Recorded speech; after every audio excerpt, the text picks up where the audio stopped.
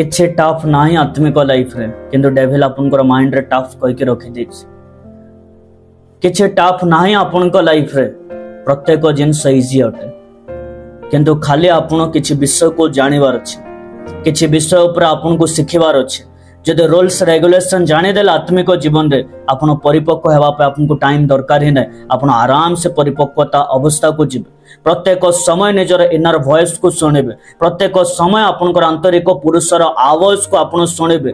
जो वॉइस आपन को दिया जाउछे ए वॉइस को आपण श्रवण करि जिबा द्वारा आपनकर परित्राणमय जीवन रे आपण आनंद करि पारिबे। आपनकर परित्राणमय जीवन रे आपण अधिक कष्ट देई करि जिबे नाही। आपनकर मन परिवर्तन हेबा द्वारा शैतान रो रास्ता को आपण जानि पारुथिबे। जो रास्ता रे से आपन को आघात करि आपनकर स्पिरिचुअल लाइफ को प्रेशर देवा पई चाहुथिबो से रास्ता को आपण जानि पारुथिबे।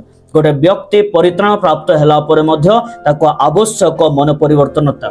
आपण परित्राण प्राप्त हे गेले कहि के आपन को मन परिवर्तन दरकार एहा नाही। प्रत्येक दिनर मन परिवर्तन जदि आपण करि के जिबे आपण ए वर्ल्ड टू सते सेपरेट हे के रहिबे। ए वर्ल्ड रो पाप टू आपण सेपरेट हे के रहिबे। जदि मन को आपण परिवर्तन करिवे नाही आपण विभिन्न प्रकार बाधा विघ्नता देखि देखि निज जीवन रे जिबे।